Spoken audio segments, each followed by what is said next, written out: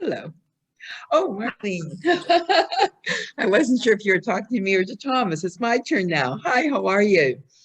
So thank you all for being here today. For over a year now, we've been virtually visiting artists in their studios and homes. And I'm so delighted that we're going to visit and meet with Marlena Rose today. Marlena is the first artist who we're meeting with who specializes in sand cast glass. And sand casting is a method that's inspired by bronze casting, and she'll have a lot to tell us about that technique. Marlena is a pioneer in this field, and she's one of the first artists to use the technique in glass. She's been working in glass since the 1980s and has had a really interesting development. She started out as a glass blower, but I'm going to let her tell you that story. Her work is inspired by artistic traditions of past civilizations, African and Asian origins, but yet there's a lot of contemporary and modern themes. But you will see frequent motifs that she repeats. Many of you, I'm sure, are familiar with her Buddhas and her butterflies. They're kind of iconic when you think of Marlena rather. And when we opened, there was an image of Marlena. I don't know if Daniel can pull that up again, but it's a pretty iconic image and says a lot about her being, look at that, being a woman working in glass. And I don't know, I've always loved that. How about you? How did that image come to be? Hello, Marlena. How are you? Hello, Sandra. Thank you so much, and Daniel, for having me. And that photograph was inspired by one of my collectors who used to work at Vanity Fair. And she, saw what I did, and she saw me, and she thought, wow, that would be a really interesting shoot to have you in the industrial studio doing your artwork in these evening gowns. And so I love the idea, the juxtaposition of everything. And so the only time that this photographer could come and shoot me was in June in Florida, in a studio that doesn't have air conditioning. So it was about 125 degrees in the studio. So to try to look semi-decent without the, put the makeup on really fast and get the hair done, and then literally in 2 seconds, it's all on the floor. Well, you'd never know by looking. It's such an incredible image. And I know I've seen a few others, but we had to show that one. And I didn't mention you're going to be in the studio today or in your gallery with your daughter, Lucia, who's going to be doing filming. And I know your husband, Thomas, is there, and we may get a peek at Thomas somewhere along the line. So how have you been managing over the last year and a half with COVID, and has it affected your work, your family? Well, yeah, we, it was interesting that in Florida, it's different than most places. It's a little bit, I guess it's been more relaxed than other places, but we were considered manufacturing, and my studio is a very large studio. So I was really, all I could do, because I had not one show, was make art. And I definitely spent a year straight through the summer, which I typically don't do, producing. So I have a warehouse full of artwork.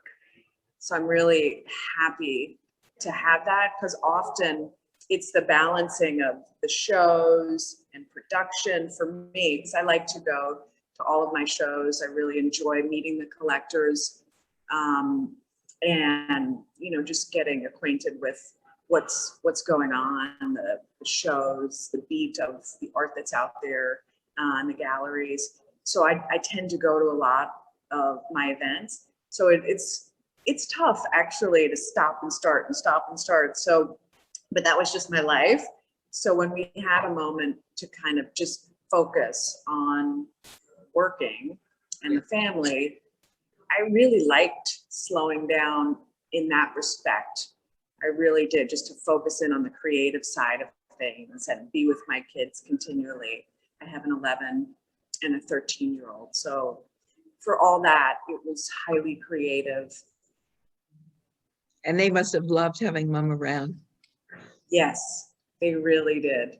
Do any So of them it like, was- do any of was them good. like joining you in the studio at all? Do they hang Yes, they around? helped me Do they? quite Good. a lot. Yes, they did. They really enjoyed being a part of all aspects, and they could come to the studio, and I really felt like it was okay for them to come because they're old enough. I really didn't have them come to the studio most of their lives, except when I was pregnant with them, because it's such a dangerous environment. And I just never felt comfortable having them around. But now as teenagers, almost teenagers, one of them, and I thought it was a great opportunity for them to see what I do. So they came quite a bit.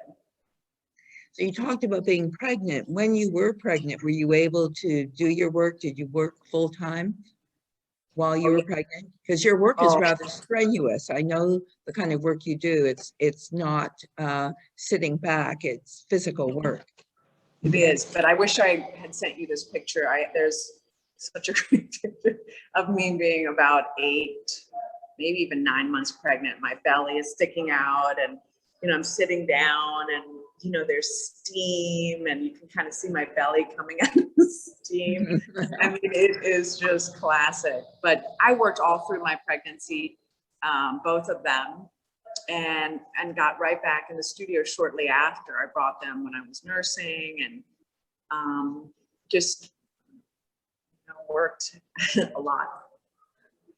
I read somewhere how physically active you are as a rule, that you horseback ride, you play lacrosse, you parachute from airplanes, or I read that somewhere. I'm not sure if it sounds like you are, aside from the physical work you do with glass, you are live your life that way. Yeah, I definitely like adrenaline, and that was one of the reasons that I was so attracted to this technique, which I'll explain in a little while. But yes, I love adrenaline. I love that rush of parachuting was really an exciting thing. And I got back into riding after 30 years, and I've started to compete, which is really fun. So yeah, I am quite physical. Everything is so physical with what I do in the studio, and then I just try to keep fit because of that. It takes a lot of energy to do it. So, last September, I guess that's over a year ago, it was September 2019. I do watch the CBC morning show, and I put it on one Sunday, and it was announced that Marlena Rose was going to be one of the guests. And I watched it and loved it. I mean, even though I knew you, I learned so much more about you. And I'd like to play that. We're going to play that today for everyone to see. We're going to play it in its entirety. It's 6 minutes long, but I couldn't do better than Jane Pauley. So let Jane Pauley interview you and ask you some questions, okay? We'll do that now. Okay, thanks, Daniel. This Sunday morning sun looks pretty cool right now, but not long ago it was hot stuff. Lee Cowan has a portrait of the artist. Light and glass have had an almost spiritual connection for centuries, but rarely quite like this. Glass I think of as smooth and pretty, and these have a rawness and a mass to them. You don't like delicate little things. Seems like you want big, hefty things. Yeah, I know. The smallest people have the biggest ideas. At 5'3", she doesn't exactly cut a towering presence, but when an idea strikes her, Marlena Rose is on fire. Yes. And then right in here, beautiful. Her medium is 2,000-degree molten glass, Her fascination, its unpredictability. Her motto, no fear. I didn't realize how much of an adrenaline junkie I am. Is that what you get from it? I really do, because You get a buzz. I get a buzz because, you could really hurt yourself. But the danger, she says, is worth it. The glass is so seductive and so beautiful and ethereal. It's such a beautifully spiritual material, but you have to get the shape right. To get that shape, she uses an ancient but rare technique called sand casting, so named because of that sandy mold, which gives the liquid glass a brief but comfortable home. So it has to be hard enough. that it'll hold the shape that you're going to press into it. She's one of only a handful of artists actually trying to do this. When she started, nearly every glass studio thought of her as the proverbial bull in the china shop she couldn't find anywhere that would let her work. I want to come in and use equipment and pour molten glass, and I'm going to make a mess in your studio. Why don't you want me? It was hard having the door shut in your face and no, and maybe it's just too hard. Maybe it's just too hard. But she never gave up trying. And finally, this studio near her home in Clearwater, Florida, relented. And so, for the last 20 years, she's been turning out her signature pieces.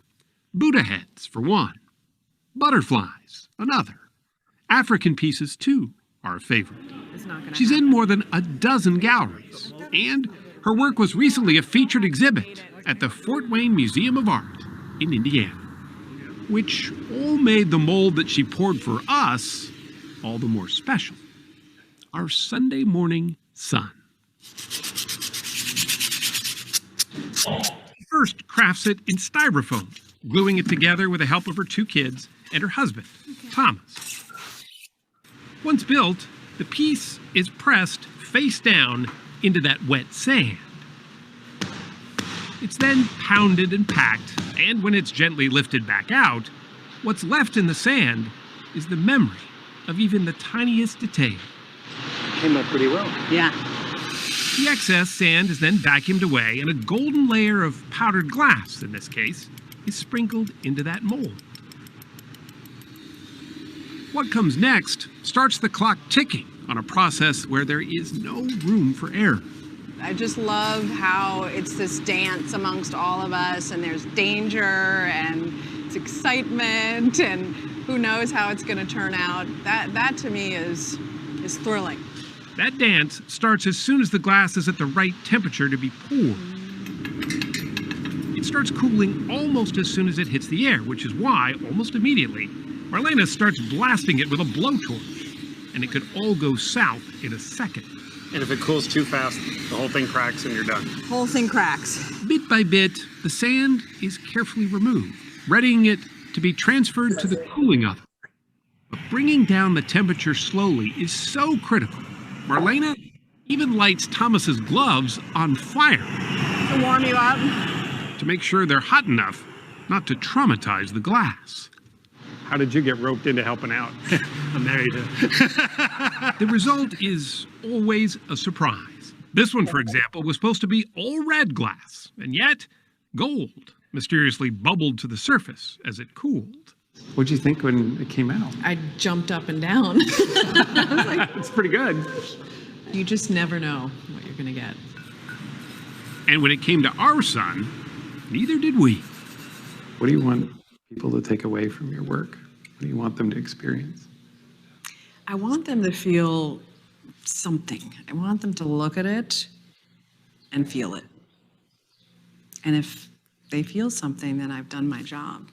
And with the sun finally streaming through our own little earthly star, feel we did. Is that there are Love that. Congratulations. Thank you so much. A great way to be presented. I mean, it's so iconic, that show, and the other artists and entertainers. Great. Where is that son today? The exec producer was gifted it. I gave it to him. yeah, it was a dream come true to be on that show because it's been around for 40 years.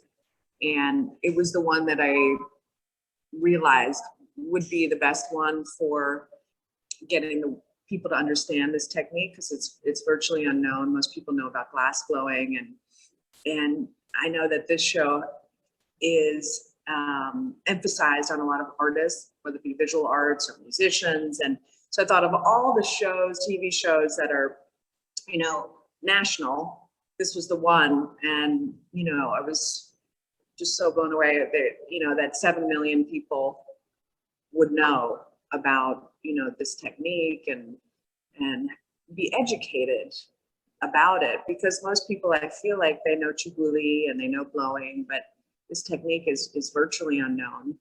So it was really incredible timing too, like when you said about COVID, because that was end of September 2019.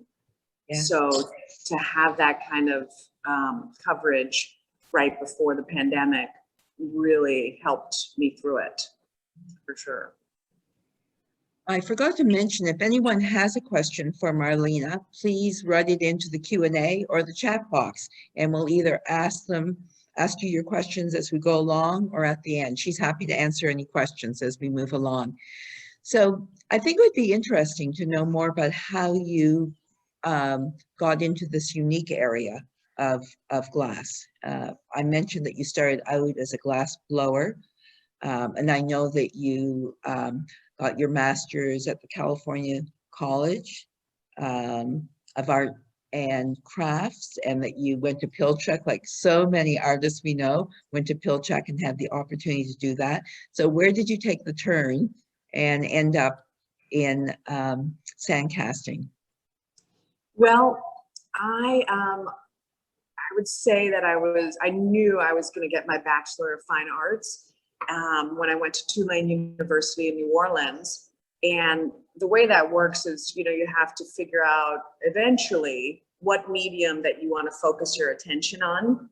And I considered myself more of a painter and a sculptor than anything. Those are my favorite areas of what I was learning. I really loved to paint and to draw and to sculpt. So I didn't know, and I liked so much that I was learning, and I had to decide what area I wanted to focus in on, and I was having a hard time. But what I did know was that I actually was not interested in the glass department.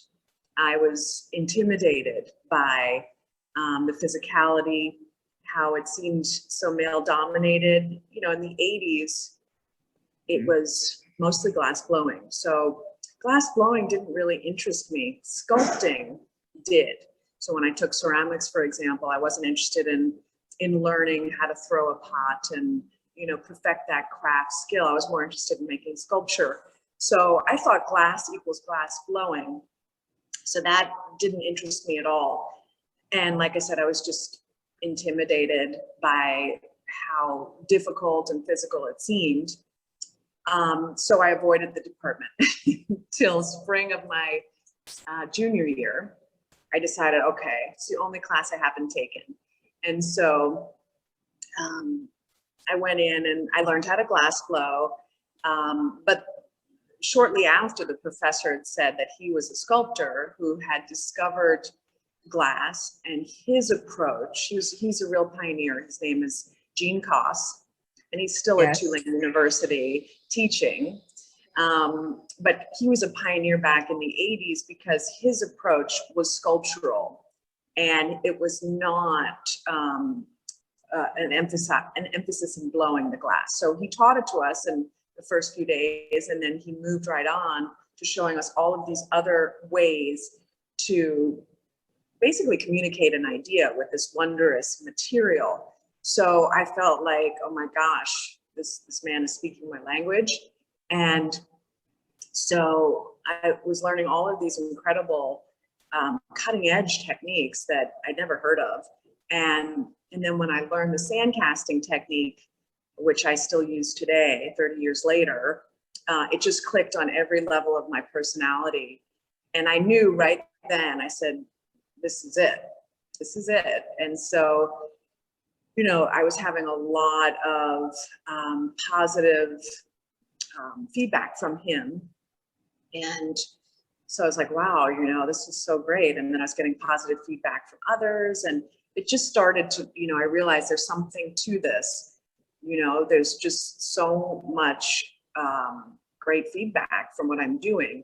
So then I decided, I'm going to go into New Orleans and talk to the professionals. I thought, it's probably a good idea to see what they say and what I need to improve and the direction I need to go in order to one day have my work in a gallery.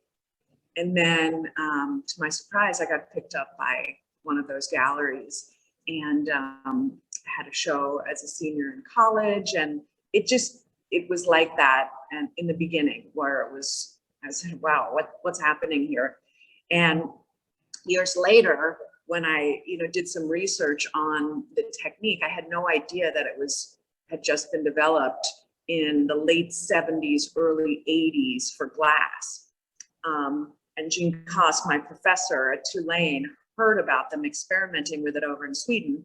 And he drove to the levee and he said, I'm going to grab some sand and just play with this technique. So when he taught it to me, literally, he was just figuring it out. So he had the very, very basic technique, and that's what he taught me. And that's all I learned was the very, very basics of it. And I've been really just figuring it out for the last 30 years, how it works.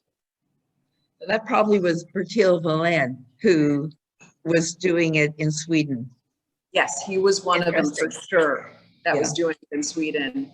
And and that's how Jean Cost heard about it and started playing with it. Isn't that something? And the rest is history when it comes to you. And then Pilchuck, what was it that you studied when you went to Pilchuck? Well, it was interesting, like I said, it just clicked on every level of my personality at Tulane. It's like, this is it, from the idea, you sketch it, and, then the sculpting and making the positive and the physicality of the technique, and then it's a team effort. I used to play team sports and I used to dance, and I felt like I was satisfying all of these things that I loved in one technique, that it was experimental, that it was intimate when I'm working in the mold. And so that's all I wanted to do. I had so many ideas. It's just endless. And all I wanted to do was make the work. So what do I do next? Where do I go? What do I do? I had no idea. So I thought, okay, I'll go to graduate school. I guess that's what you do, but it wasn't that of course I wanted to learn more. I wanted to learn, other things, but I felt like I had found it. So going to graduate school was just a way for me to make the work, because I didn't really know where else to do it. I didn't have the money to have my own studio. So I went to CCAC in Oakland under Clifford Rainey because he was a sculptor and he had just arrived there.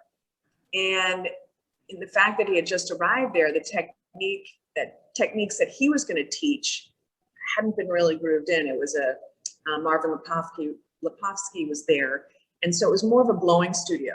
So I wasn't interested in that. And the facility really was more about blowing. So I was doing my work once a week. I was very frustrated because I couldn't just make the work, and that's all I wanted to do. So then I decided, okay, I'm going to go to Pilchuck, and I'm going to learn some other sculpting techniques, and that was great too. Just to learn more techniques, but none of them interested me like the sand casting technique. It was fine and it was great, and I learned so much about so many different methods at Pilchuck. It was just an inspiring place to work and learn all these techniques and get to know other artists, and it was just incredible. But I just wanted to make the work, so that was my problem. And the difficulty that I was finding was that like in the CBS segment, there was just, people weren't interested in letting me work in their studios because my work takes about 100 hours to cool, which is roughly a week. So you have to find a big enough facility that they have extra ovens, that you can let cool for a week and it's not going to affect their production. So they're very rare, those studios. And then the mess and the experimental nature of this technique, most studios, weren't really familiar with it in the early 90s. So they weren't interested. I'm in my early 20s. And let's be honest, I really, just knew the basics. So I'm going to come in there and potentially mess up their equipment. I could understand why there was hesitation, but it left me with a problem to solve. And how did you solve that problem? What was the next step then? Well, I found this studio that they mentioned on the segment that I really liked. The gentleman, he was a very nice man. And, he said to me, he didn't know if I was serious or how professional I was, but he said, well, if you can come up with, and he gave me this really big figure, I can make your own equipment for you, that's yours. So it kind of put me off to really see if I was serious. And then I just started saving my money, and it took me nearly a decade to save what he said he needed for me to have my own equipment. And then I went back to him. I said, okay, save my money. And at that point, he had expanded his studio with all of these cooling ovens and a whole second area that he said he saw how serious I was, because I kept coming back and talking to him and letting him know that I was saving my money. And then he said, well, just, take that money and rent my studio, but you can use the equipment. And that's how we started about 20 years ago. And, it's been a great working relationship. So what did you do in between? In those years that you were saving your money and you didn't have a studio, what were you doing? I was still being creative. Like I should send you these pictures, but I started experimenting with, I love this technique so much that I was playing around with aluminum casting. And I came up with this furnace out of a garbage can and a vacuum cleaner and coal powered. And I have these great pictures of me at my friend's house on the beach, and we're playing around with this technique. And of course the fire department comes and what are you doing? So I kept being creative, but I also have this other side to me that I don't know where it comes from. Maybe my mom, who's a business owner, she's a designer, interior designer, but I just thought in the time that I'm saving my money, I should learn about galleries and the business side of things and marketing. And I just thought it'd be beneficial to work in a gallery. So when I was in graduate school, I worked in Sausalito and at a gallery, and just to get experience, from the other side of it. Because I thought it would be important to know what galleries need and want, to be, an artist that galleries really like to work with from their point of view, and the business side of it, and all of those lessons that I actually didn't learn in school. So I just thought they were important, and that's what I did. Wow. So it's been 20 years now that you've had your own studio, Yes. right? And you're Yeah. still with the same gentleman in the same space? Yes. Yes. And what about the space you're in now? You've been here since what, 2017 or 2017? Yeah, it's been about 6 years. This is my gallery space. It's an office / showroom to show my work. We're in a very sleepy town, beach town, so we don't get a lot of traffic at all. So it's not about that. It's more about me running the business and, maintaining relationships with the galleries and the inventory and all the shows that I do, and also to really digest some of the pieces that I finish before they go out to the clients or the galleries. So the business is run here, and I get to live with the work before I ship it out. So this is my gallery, and then I also have a warehouse, which is in another location that holds the glass that I've been making for the last year plus. So there's shelves of pieces that I've made, and the workshop, which is where I do the mold making. Mhm. And, you know, you saw that with my girls and my husband. So that's where the molds are created there at the warehouse. So I have 3 facilities, but we're looking at consolidating, and the gentleman is now in his 70s and he's talking about retirement. So I'm looking at my own facility, which will have everything in it. Under one roof. Yeah. Pretty cool. Yes. I know when we spoke the other day, you said that I think today was going to be your last day of blowing, because we're back at the end of May and into June, and I guess you can't blow glass in Florida in those hot months. So what happens when you're not able to blow? How do you spend the next few months? Well, that's a great question. Or Yeah. not blow, I shouldn't say blow, but cast. I don't know what, I reverted back to blowing. I don't know why, but casting. I know you can't cast over the summer.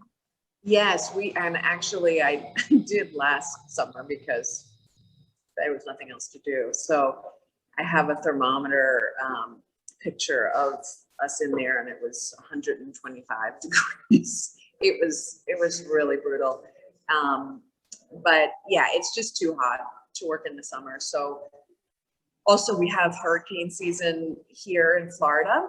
So, you know, you don't want the power to go out. So for all those reasons, it's good to stop between May, June, depends on the year. And then we usually start up again in October when the majority of the hurricanes have passed through. But what I do then is I really organize, you know, the warehouse, and I complete pieces for commissions. I have a tremendous amount of commissions that I'm completing and work that I'm finishing for, you know, different galleries and shows and events. So all of that is going to happen where I can really focus on those things, is organizing and preparing for, you know, the upcoming year or two. Yeah, because I have shows coming up, museum shows, which you have to prepare in advance years. So I start, you know, setting aside those pieces and designing the metal stands that will hold up the work. And some of the pieces are really large and, you know, take a lot of energy to make them because they're large scale. So, you know, depending on how things are going, you know, I'll invest in a museum piece, even though I have years to finish it, you know, when the timing's right. Seems to me you do a lot of commission work. I know I've done a few commissions with you. Is that true of other galleries you work with or clients, that they want more site-specific pieces? Yes, I mean, I have so much work right now, and I'm, you know, really trying to focus them on what I have. And typically most people, you know, like behind me, there's a kimono that's waiting to be installed. But, you know, if somebody loves that, I do have like another version, a one-of-a-kind version of that shape and that idea. So I'd rather, you know, that show them that and then, you know, sell that as opposed to something that I don't have. So, but I do, you know, a lot of my clients want something site-specific, size-wise. So I try to really accommodate my collectors with whatever they want and need, and we're really try to make it very easy for them. So there's a lot of commission work, which, you know, it's fine. I just, you know, I've been working so much making work that I prefer to So what you have. But yeah, we do a lot. Like this in this last year, I had really interesting and unusual commissions that I normally wouldn't do because I just was so busy, or maybe I wasn't interested in the idea. But this year I was like, since I was in the studio so much, I thought, okay, let's take a moment and really think about this. Could I make the idea interesting and my own voice to it, and something that I might say no to because it's so different? you know, than anything I've done before. For example, somebody collected many pieces, but his mother had a real connection to sea turtles. And, you know, you see sea turtles in every t-shirt shop on Clearwater Beach. So I was like, no way, no way. But then I thought, how could I make that, you know, my own and something that I feel proud of? And could I do that? So it was like a challenge. It was a challenge for me on several occasions. And so I took commissions where I normally wouldn't have, because I just thought, let's just see. You know, I think it might be fun if we could take a look at your process. I know you made a video for us in the studio this week showing us your process.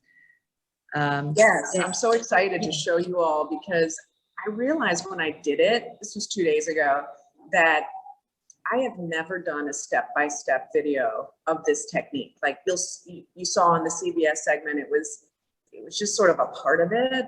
And you kind of are like, oh, there's missing steps here. And then there was an art film done years ago, beautiful art film. And they just did like a tiny bit of the process. So I realized this is really special for you and your clients and your friends. I've never done anything like this where it really shows everything. It shows the whole technique. So I hope that you all enjoy it. Okay. Definitely dirty, but I'm gonna ask Dan. but that's what happened. Can you run that now, Dan? Now. Okay, Yeah. we're gonna run it in just a second. Before Okay. we jump to that, I'm just going to ask a quick question from Beth. Good. Beth says during the Sunday morning interview, you mentioned the piece behind you that you expected it to come out red and ambers came out in it. Is that temperature related?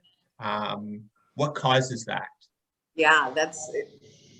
You know, I've learned so much. I was never really interested in science, physics, chemistry, but I've just learned over the years, just asking those kinds of questions. But this particular glass that I was using in that instance is from the Czech Republic.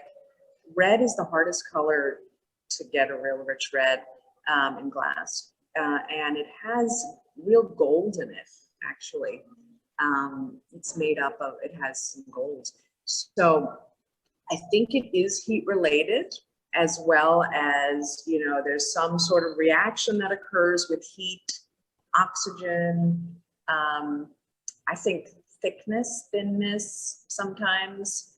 But yes, I think it is due to the heat. But so sometimes you'll see it be very, very rich red. And then sometimes it'll come out a mixture, and sometimes it'll be all gold.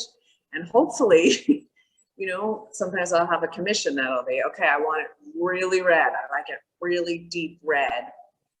And it comes out completely gold. So, it's unpredictable. It really is. I mean, you just don't know with that glass. It's pretty fascinating, that one. I love that it's two-tone. And the piece that was on Sunday morning is right behind me. I mean, it just was, I just love the way that one came out, because it has a little bit of everything in it. It has the gold, it has the red, it has orange. Mhm. So yeah, it's unpredictable. Okay, thank you, Marlena. Yes. Okay, here we go. Welcome, Sandra Ainsley and friends, to my studio. I wanted to show you a little bit about the sand casting technique. So here's the sand. It's actually semi-precious stone ground up. We add water and a little bit of clay. These are my stamps, different types of stamps. This bell is made of insulating foam that's in your home. We add a wood backing so that we can hammer it into the sand. Here is part of a kimono. We glue on the leaves, stamp it into the sand, take the blossoms, and we add them. I draw them where I'd like to place them. They're done. After I stamp the shape, take it out, and I look at this and then stamp all the blossoms here. The horse It's made of plaster just because the shape is a little bit more defined. So I used clay to get the shape, wood backing, stamp. This one was a found object. This was a basket that was in my home. I thought would be really an interesting mold. And also interesting to see if we could get this detail of the basket weave in the glass, which we can. Again, we put the insulating foam and the wood backing so that it's a nice stamp.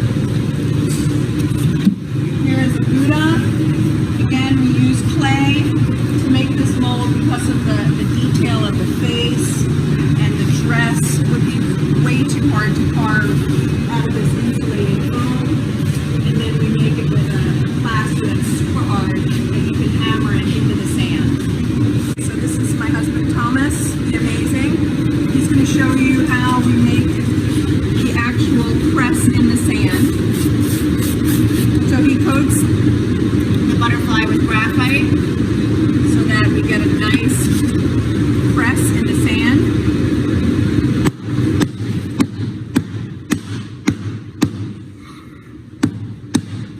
Hence why we put the wood backing there, because we're really hammering that mold, and we want the mold to last more than a few presses. So now he's taking the sand, which is actually ground up semi-precious stone that looks like sand, and we add water and a little bit of clay so that it's not dry beach sand that won't hold the form, but sand that will hold the shape. Alright, so this is my box of sand where I press all of the shapes that I'm going to be making that day. Here's our butterfly now. We've leveled it, and we're going to pull the mold out.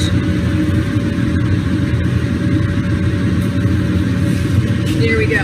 Positive, negative.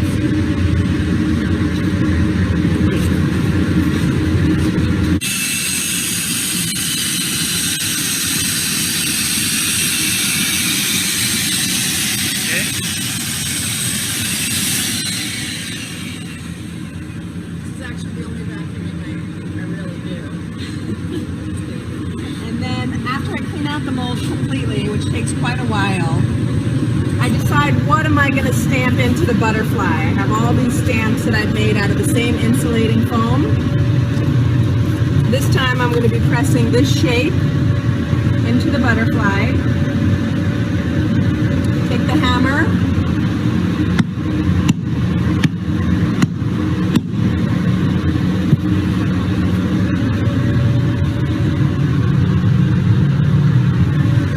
Press in that shape.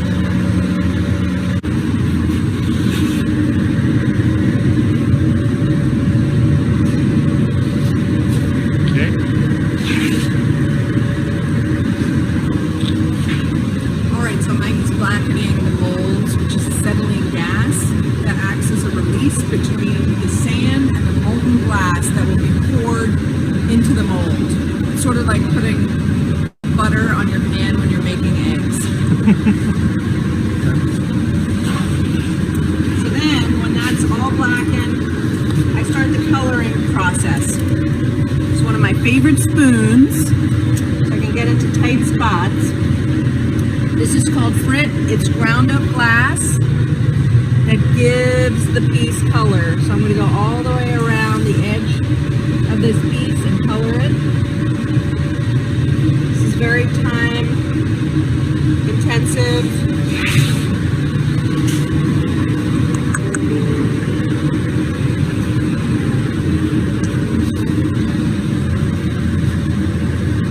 So many hours later, I'm done coloring all of these pieces. We are going to cast all of them now. The hardest part is the mold making, and the coloring takes the majority of my day. We're going to pour all of these pieces in roughly 2 hours. Alright, so we're going to pour the butterfly. And this is Thomas's time to show you how incredible he is. You know, there's a...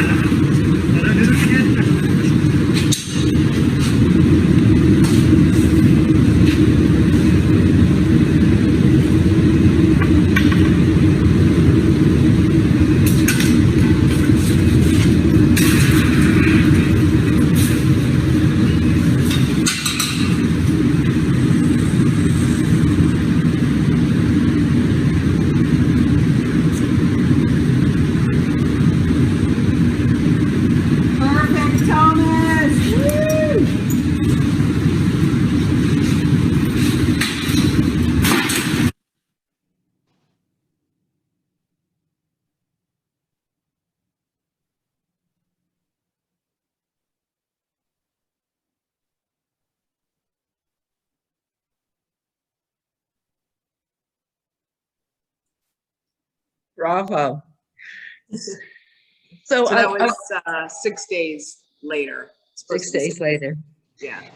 You know, I wanted to ask you about Thomas because I know that Thomas is an architect, and I know you must be very happy to have him working with you now in the studio as well. Yes, he was helping me in the beginning, nights and weekends when, you know, he wasn't working, doing architecture and property development.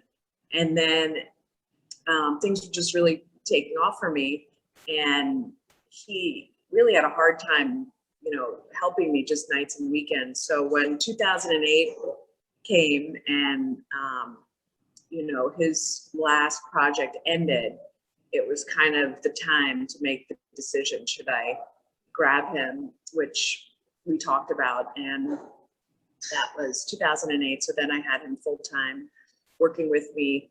And I really do believe that that is the reason why, you know, we can do so many of the larger pieces, the outdoor pieces, you know, the installations, because of his, you know, engineering background, where he knows how to make something, you know, stand up or handle wind, severe winds. And so I feel so lucky to have his skill set, you know, Right. full time. So he helps me with so much of everything. He helps me, you know, each stand that I make for the glass, he can put up on the computer in a CAD program, and we can really we collaborate on those stands. But, you know, that program's amazing because you can really see the proportions. And then, you know, once we get it right, that file, then you can just send to, I don't weld anymore. I used to. We have a welder, many welders that help us finish the pieces. But, you know, so my and Thomas's designs are, you know, easily understood by the welder. So, you know, having his skill set and his time and, you know, has been really tremendous. And it's also great to work with your spouse. I mean, it can be great. It can also not be great. But we've managed to, you know, make it work. He just has to remember that I'm in charge. Is that hard? That's how that works. I actually As met long as him. that's agreed, we're good. If you can remember that. Yeah. But he's a lot of fun. He really is. I've noticed that. I met him at one of the shows, and he did a great job of selling your work as well. He's a Yeah, born he's very salesperson. passionate. Yeah, Yes. he's extremely passionate and animated and, you know, easy to talk to. So yeah, he's also great to have at a show because he's easy, you know, to communicate with, and he loves, you know, talking to people about what we do. And so he's an asset. He's definitely a lot of fun. I can introduce him. Thomas, you want to come and say hi? So yeah, so we're working today. We have some renderings to do. And hi everyone. Hey, Thomas. Good to see you. Good to see you too. Okay, let me try not to do anything embarrassing right now. yeah, Oh, well, yeah, you were a little embarrassing before, Thomas, I must admit. it's not unusual. Anybody that knows him or us will shake their head. Yeah, yeah. I don't think either of you are short of personality, and as a team, you're dynamite. So it's great. Thank you. Yeah. Thank you so much. We have fun. You know, we meet the best people, and we deal with, you know, incredible galleries like yours that really treat us so well. So we enjoy it. We enjoy all of it. It's easy. You can tell it's a real pleasure. It's very unusual that a husband and wife can work together, especially coming from different environments, but I think it's wonderful. I'm jealous. I don't think it's so much work together as I work for her. I've learned how to Yes. He actually made a point of saying that. Yes. I did say, no, we Yeah. work well. Good. Okay. Well, Thomas, don't go anywhere. You can stay with us. I think we're going to take a look at some of the pieces that you've put into clients' collections and in their homes, and maybe some of those were commission pieces as well. Yes. Good. Okay. Ready? Yeah. No, again. Oh, okay, good. So you do a lot of a lot of outdoor garden commissions, don't you? Yeah. We do, and also, yeah, I love that bell, the bell piece. Yes. but like right Yeah. now, what he's doing for somebody, which is really wonderful, is that That's a rendering with the actual thing. that's the actual thing. So Oh. what he'll do is like that client, they sent us the picture of that space and they said, we want something above the mantle. So what he does, which is incredible, is that if you give us a few measurements of like the ceiling or whatever, how wide the mantle was, he can, you know, put something up there Right. to scale, and, you know, depending on budget or whatever, we can do however many and try different options and, you know, show people exactly how it's going to look. So there's really no guesswork. We got, Yeah, Dan, just slow down a touch. Okay. The one over the fireplace was lit from behind, I assume. That was Oh, wired. yes. Yes. So that Okay. one is self-lit. We do a lot of self-lit pieces because we find that it's a nice completed communication. Sometimes people have a hard time lighting their artwork, and I feel like, you know, it's just, there it is, and you put a little recessed outlet behind the Right. piece, plugged in, and you know, it's on a dimmer, and it's done. So we do a lot of pieces like that, and day and night, you know, the light's different, so a little more dramatic. We turn it down at night, and so I do have a lot of, actually anything that you see of my work that you like, we could create it to go on the wall and to also have lighting within it and be dimmable. Okay. So that's a nice aspect, because I think most people have a lot of walls and it creates a very interesting sculptural wall mounted piece for people. Okay. Daniel, okay, sorry, you can go ahead with those now. Oh, this was a wonderful project. These clients live in Philadelphia, and that piece is made of Depression era glass called Vaseline glass. And it has a little bit of uranium dioxide in it. So under a black light, it actually glows in the dark.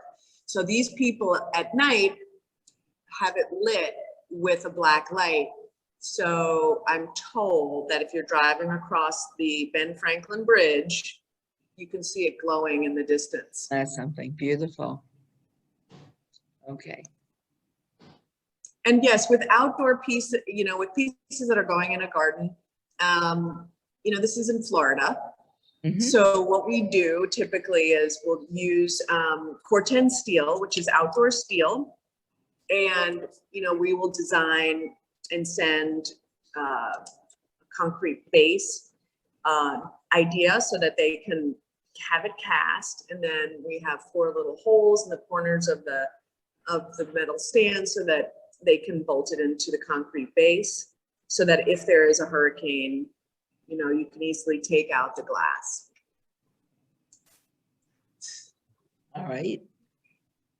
And then this was an interesting one. That the heads here are smaller than the life-size heads of the other Buddha installation that you saw above the mantle. But you see, with it being self-lit, it definitely is dynamic and creates a real focal point when you walk in this installation. Beautiful. Thank you.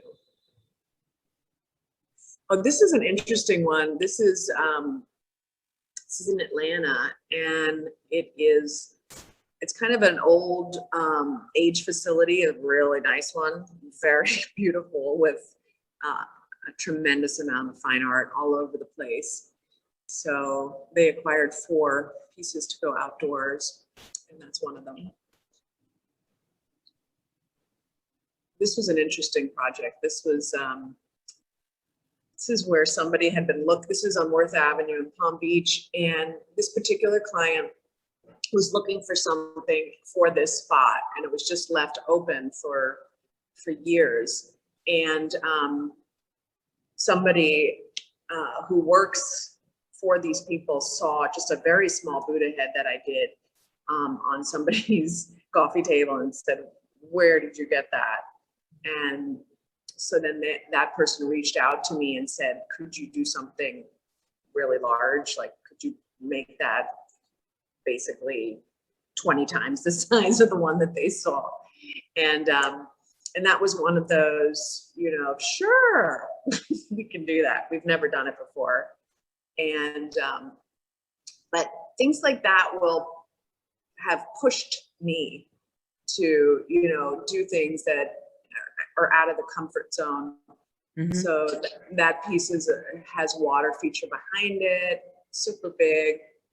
But the head is about 11 times the size of a life-size head, and just really pushed us to the next level of the scale that we can do. So that was exciting. Yeah, they're also, all of the commissions are so different. Your Bell series. And this was interesting. This was, through a gallery, it was sold. And I never knew, I knew it went to Hawaii, but I didn't know exactly where. And I happened to be visiting somebody who wanted me to see their home, where another piece was going. And their house manager said, I think I've seen your artwork just up the road. And it ends up that this was where that piece ended up. It's actually put into, if you look closely, there's lava rock all around it. And it was cemented into that lava rock. And that's sort of almost like a fence, a divider between the Beautiful. property. Yeah, Very thank you. Yeah. It's really exciting to see that piece again. And this is a kimono to show you, that's in Palm Beach as well. So that's an outdoor piece. And then the way they light it typically at night is with some tree lights, which is a simple, very simple, easy way to light up the glass at night. Very nice. You're right, that would be relatively easy. Yes. And the butterfly, nice big butterfly there. Thank you. This was a collector in Canada, actually, but different area than you are, in Vancouver. Okay. Oh, this was in a wine cellar. And this Nice was one idea. of those. Yeah, this was one of those where, they gave us the measurements and we did the renderings and we showed them how it could look. And then, yeah, that's how we made that one. And then I had to scale the bells down so that, they would fit perfectly in that space. Yeah, the lighting is wonderful with it.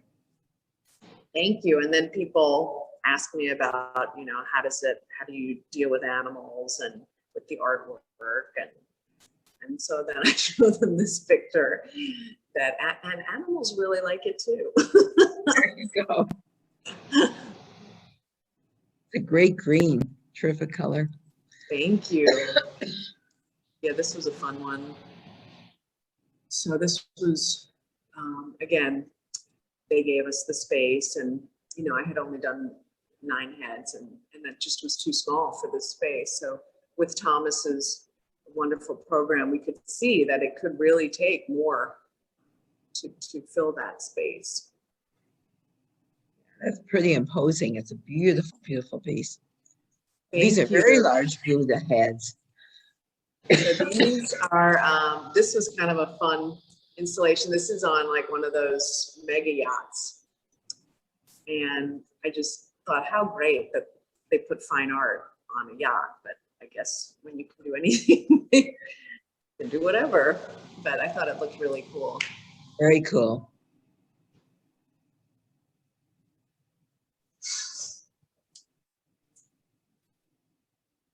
Thank you. Beautiful to see some of the past commissions. What we should do, because we're in your space now, in your gallery, we should take a look at some of the pieces that are behind you. Yes, I'd love to give you a little tour. Yeah, love to see what you have there. Well, I have my little helper here, Lucia. Let's say hello to Lucia. Oh, hold on.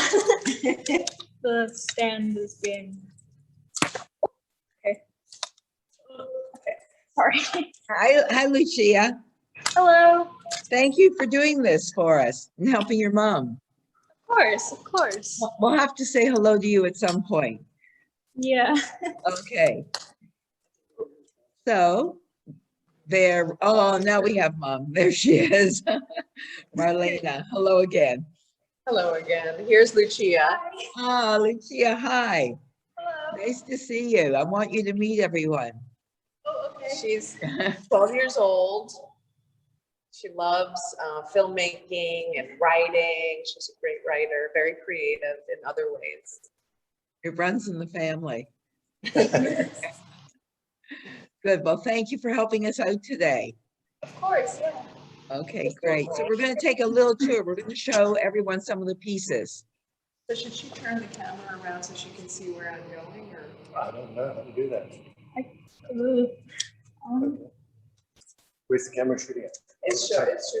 fine. Okay, you just have the guide. Okay. All right, Where do you so want me? let's start with this piece over here. So this is an outdoor piece. It's got the 410 steel. This will go outdoors. It's already sold, but and you can see the balls that we put there, so it can be cemented. A lot of people, they commission me and then they're not ready. So we enjoy them for sometimes many months and sometimes even a year. And then here's a freestanding rain piece. It has to do with infinity. The blossoms here. Here's the seated Buddha. Yeah, I thought we would just walk, you know what we can do, Marlena, is just walk through and look at the pieces, and I can show the professional images too, but the butterflies are lovely. So this was done, this is all designed, it's actually a piece of furniture. If you look at it, we designed the whole thing. Yes. This client, they had a space, a landing, and we designed this as well, so this all will go with the piece. How long have you been doing the horses for? I think it's a relatively new series, isn't it? It is. I would say about a year. And I've done them in many different sizes. So that depending on the space, you could have I have a very small one to fairly large. So this is actually another one of those Depression era pieces that I was talking about, that one installation in Philadelphia. So this is really unusual glass called Vaseline glass. And it's just such an exciting color. It glows. Even, at the end of the day, when sunlight kind of hits it, it seems like it retains light and glows even without the black light. It's very unusual glass, rare. It was popular between 1840 and 1940. And then this is the piece that was on the CBS Sunday Morning. Oh, color I love red. this piece. Love it. Beautiful. So I added the powdered glass here to show the figures, but the glass itself is that wonderful check glass. So this is this outdoor kimono. It's in parts. You'll notice it's typically 7 sections, because we're limited. As you saw, we pick up the glass and we put it in the cooling oven. So I think in terms of, what we can pick up, so this piece is in parts. But what's good about that is it's actually all very manageable. Even if there's a storm and somebody has to take out the glass, it's, 30 pounds, so it's at its heaviest. So then here's some horses I have available in different sizes, different heights. Stands are all a little bit different. Beautiful. Yeah, the horses are really engaging. Thank you. A nice direction. And looking at all the people sitting outside, that looks like a lovely view you have. Yes, there's a lot happening in Florida. Yeah. So this is an abstract triptych that is with that same glass. It's all the same glass. This is crazy. So this is orange and gold around the edges. This is a red, very deep red one. And then this is a mixture, mostly red, and the corner here, it's just orange and a little bit gold. So this I've love these behind a sofa or on a mantle. Yes. And then this is a very new body of work. These are called my talking heads. I was, thinking about Thomas and myself. We have been together nearly 30 years. And so I thought, wow, we're so different, just as men and women. I feel like we're wired differently. And I was just thinking about how we've managed to be together for this long, yet being so different. So these have to do with the conversations that we have. They're facing each other. Typically they'll be black and white.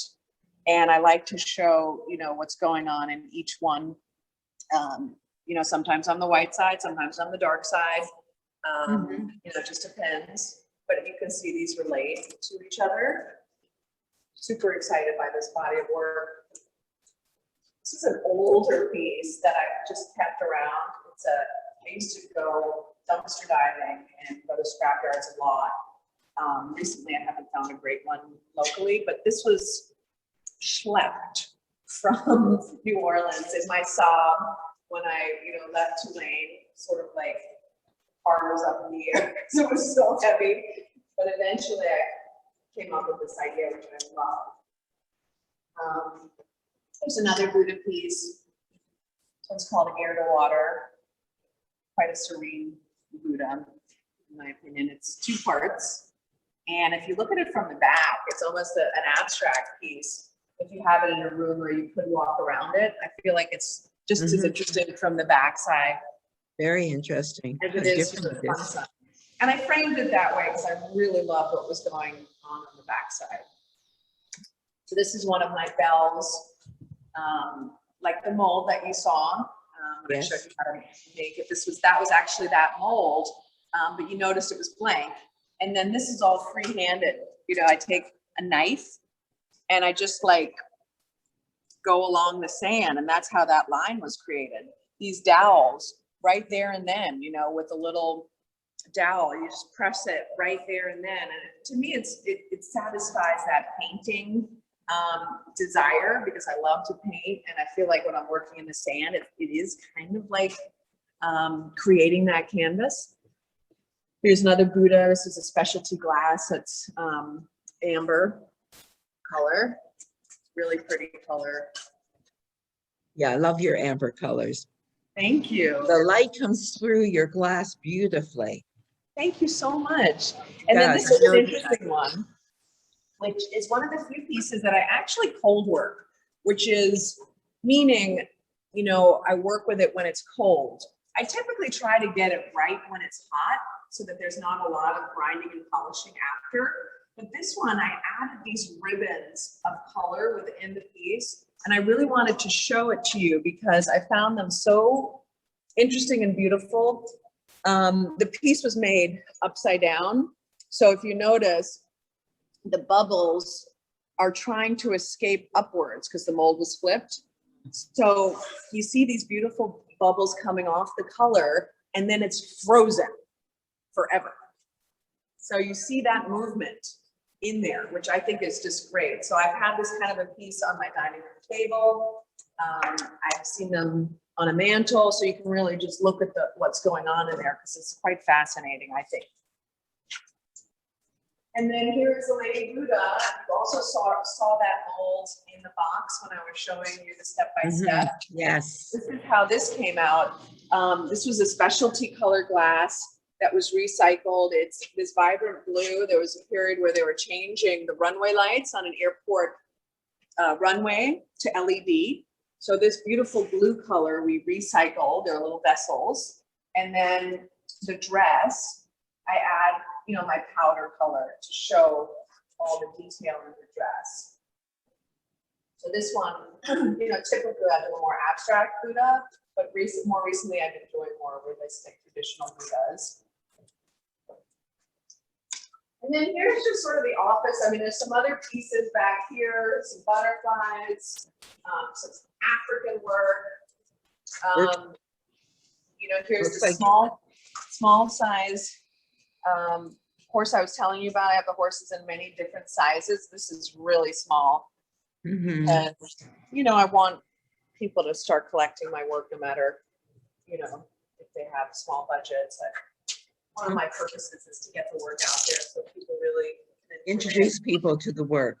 Yes. Show the light coming through. So this is this red glass, and I just want to show you, if you look at the hooves and the head, the gold coming through, I just think it's so pretty. Your glass lights beautifully. Is it something that's indigenous to the glass, or it's just, do you think the sand casting has anything to do with that, the way it lights? Yes, I do, but I also, notice the back sides are smooth and glass-like. So that's how it is in the mold. So the back sides are smooth, so light really comes in very well from the smooth side. So that's why, it lights it up from the back, that smooth side. If you try to light it from the front, I feel like it just sort of gets flattened. Yes. Yeah, Thomas wants to say something. Yeah, it's very interesting. If you notice the grains of glass, when it's cast, and I don't know if you can see them over here, every grain is a facet. So every facet catches the light from a slightly different angle, which is what makes sand casting so alive and unique, because it's almost like a diamond cut into facets. It's reflecting light from every single angle. Hmm. That is interesting. Yeah, So- I noticed that with your glass. Yeah, that's a good point. So I wanted to just show you, it's kind of a working area too. We had somebody that wanted a Buddha in this ice blue color that I had been working with. And so she came to visit me. And since, as I said, I have a lot of incomplete pieces that are on the shelf. So I was showing her all of these Buddhas that I plan to make. This one is a ring with the Buddha, sitting in front of it. So I was showing her the actual glass. And now what we're going to do is the client sent us the picture of the spot that she wants the Buddha. So we're taking her favorites, which is this ring with the Buddha in front. And then this one is going to go on top of the blossom panel. And we are going to come up with a rendering that shows, even though the pieces are not done, we're gonna, this is where Thomas is pretty genius, is he'll take a stand that he's made in the past, Mhm. and we'll take a picture of this, and he'll plop it in, a computer generated metal stand. And then he takes that and puts it in the client's space to scale. So it kind of takes a lot of, like I said, the guesswork away, and then it makes it so, okay, they know exactly how it's gonna look. Yeah. There's no doubt. There's no at all. doubt, there's no doubt. Good. That was a great tour. Thank you. Daniel, do you want to show the images so people can see what the images look like? Do you have them right there? Thank you. Yeah, we can just isolate them. I love this Air to Water series. Thank you.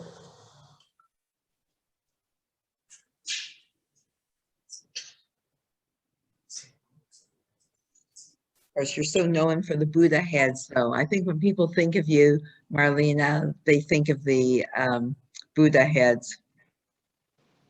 Yeah. But Yeah, like every it's, artist, you're growing, you're changing, there's new work all the time. all the time. But yeah, that's true. And some people just think it's just the Buddhas, but it really isn't. There's so much other work.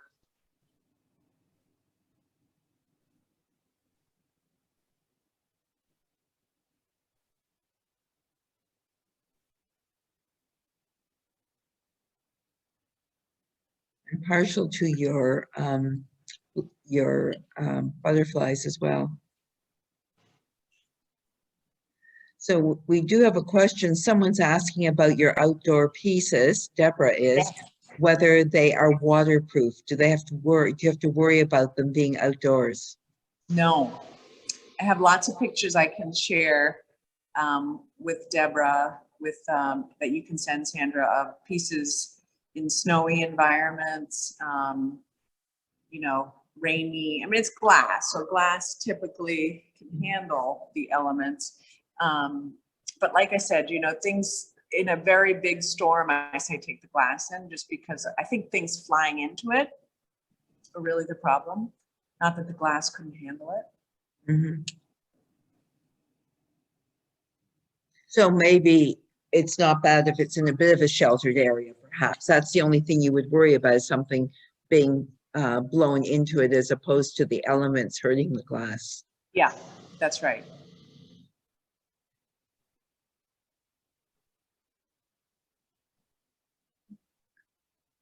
And your talking heads. Is Yeah. this, have you done any other talking heads? Yes, I have. All different, very different. They became so, to me, they were just, you know, endless possibilities because, you know, Thomas and I are also from different parts of the world. So, you know, they can talk about cultural differences but yet we're communicating, we're facing each other. So they just are so relevant to so many things, you know, really excited about them. So I've made quite a number of pairs. Mm-hmm. Good. And they're all different. They're not necessarily black and white. They're whatever. Yeah, they're all different, but they tend to be a dark and a light, just to show that we're different. But yet we get along. But what's going on in each head will be different and unique. And I've done them also smaller, you know, depending on somebody's space. So I have a smaller size version to those. I've made two sizes. Mm-hmm. Are you keeping that set for yourself, or are you selling that set? I happen to really love that set, but I'm selling everything except Okay. and my girl. Right. Are there any questions, Dan? Do you have some questions there? Looks to me like you might have some people waiting. No, I think we touched on them all. Oh, did we? Okay. Wow. Great. That was fun. I'm so glad you joined us today. Do you have any questions to ask of our audience, of the people who are here listening? Anything you'd like to add?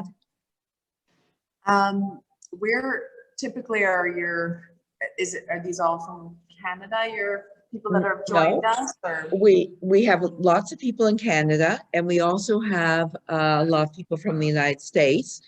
And I guess I should wish everyone a happy Memorial Day weekend, people in the States, because we do have a lot of Americans from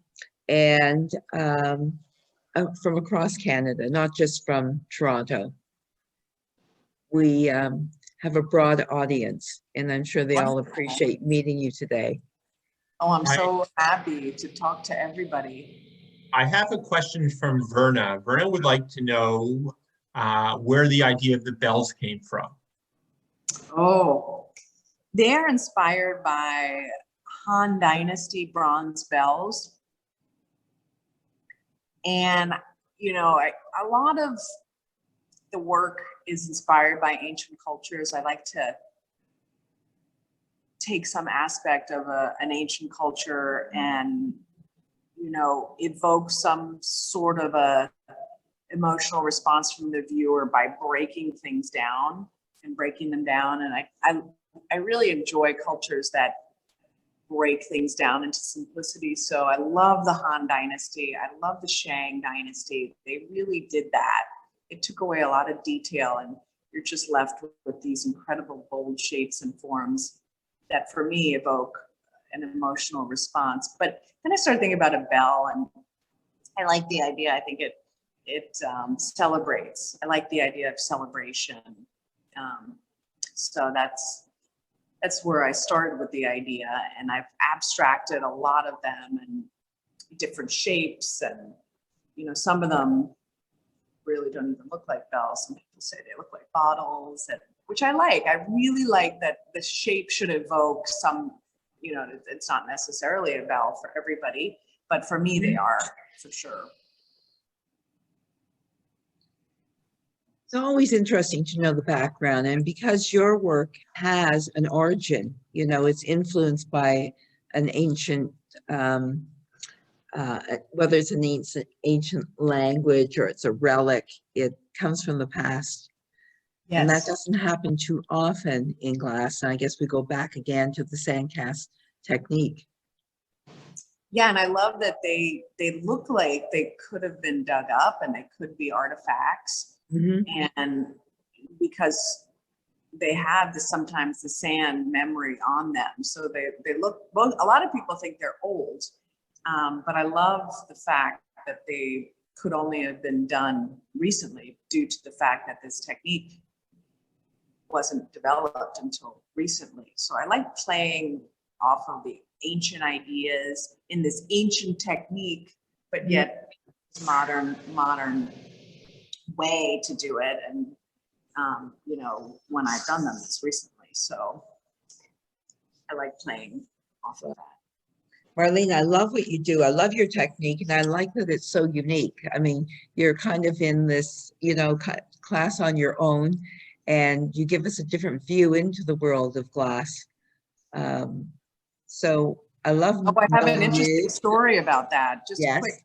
I don't know how we're doing on time, but so, you know, I learned the technique from Jean Koss, and that very basic. And then I really didn't have any more education since '88 was when I learned it. So I've been in kind of isolation, just producing. I haven't really, you know, ever since that Pilchuck experience, which was in '91, we've been just figuring it out. Like, and we've definitely developed it quite a lot. But I really have been doing the same thing pretty much. I mean, there have been developments, but from what I learned from Jean Koss back in the day, you know, I say it's easy to learn, it's hard to master it. There's a lot of nuances.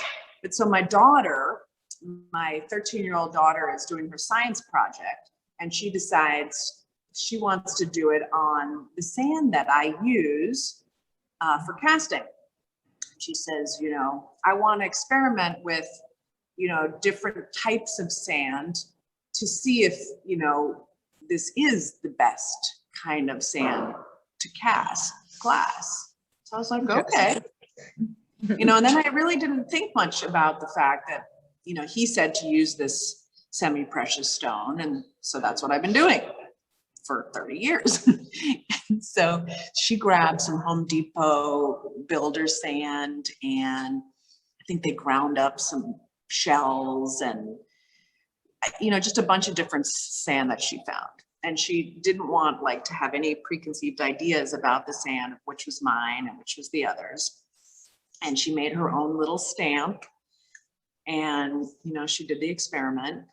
And what she decided was the Home Depot sand was the best for casting.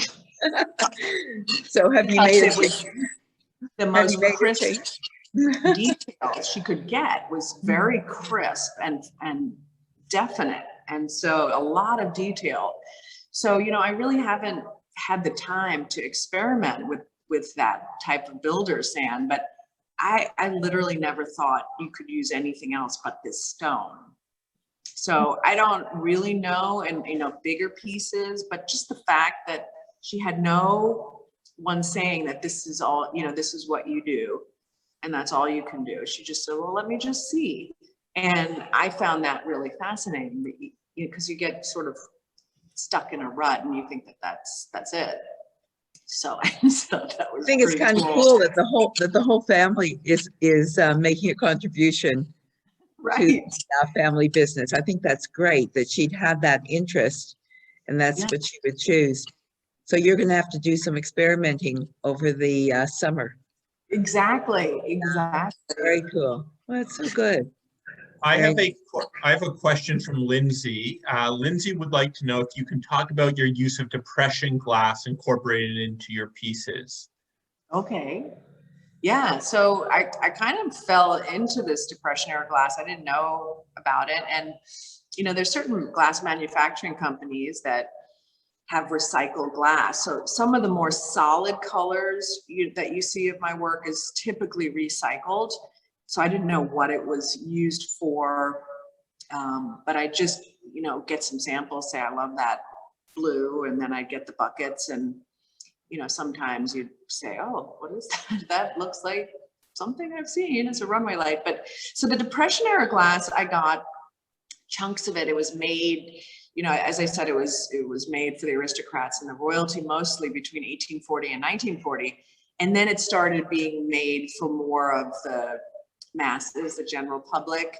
So I think I must have gotten some that was, it just was chunks of stuff. I don't know what it was, used for or made for, but we got it. And then I started making some pieces, and I said, wow, this is really spectacular. And then I started doing my research about it, when it was used. And so it had, like I said, uranium dioxide in it. So it glows under the black light.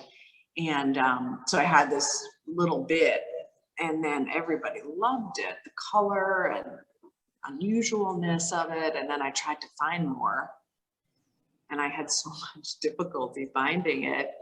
And eventually I found some that really expensive, because it's, I guess, unusual. But it's supposedly not dangerous. It has as much radioactivity as a banana, I'm told. So, yeah, so it's just hard to come by. It is unusual and quite expensive, but I just love the color. I can't find that color. I just can't find it any other way. I get lime green, but it's just not that yellow green like that. So I'm going to send you some photos, because I have 3 pieces of that lime green Depression glass here at home. Really? I don't know if I'm ready to let you melt it down, mind you, but I'll send it to you, okay? I'll let you see. Yeah, it's typically functional, it was throughout history blown into functional items, so you don't see it sculpturally very much, but I think more artists are using it, but it's hard to come by. It's expensive, but it's a great color. I had one collector, I just have to say, they got a piece, it was more African inspired head, and on a sort of a body like that one. And so what they did was, it was in their bathroom, and you close the door, and the normal light comes down, and then the black light comes on top of the piece as you turn around to use the restroom. And it's like, it's a little Is it scary? staring It's at startling. you. Startling, and it was really cool. Very, very cool placement, but a little startling, I have to say. You don't expect it. No, that's funny. Anyways, Marlena, it's been wonderful. It's been great to visit with you. Thank you so much. I didn't ask Daniel if he had more questions, but I think it was a great visit, and we'll come back again. You'll have to come to Toronto one day soon, visit us. Oh, I'd love to, when everything calms down. And, if people have questions afterwards, please let me know. We'll let you know. Yes, if you have any questions, if you think of something afterwards, we'll write Marlena and get back to you. Either she'll get back to you or we will. Okay, so Thank I hope you you so have a much great for having week. me. Oh, thank you. And thank where Lucia's gone, and Thomas. Please thank them. I want to say goodbye. I think they're coming. They're coming Okay, to say fantastic. goodbye. Okay. Oh, thank you, Tanya, and Oh, there you go. Hi, guys. There. Thomas and Lucia say goodbye. Goodbye. So nice to be with you tonight. Thank you so much for all you've done. And thank you for all you've done with Marlena. Thank you. Yes. Well, great to show her work and to introduce it to some people who didn't know it before. So that's great. We're happy, and I hope you are. Thank you, And Sandra. she was very helpful. You didn't see her, but she was very helpful. She was amazing. She was amazing. And that sounds like a great science project you did. Influenced by your mom. Good for you. Congratulations on what you discovered. Thank you. Bye. See you. Okay, Bye. everyone. Okay. Thank you for your Take interest. care. Bye. Bye.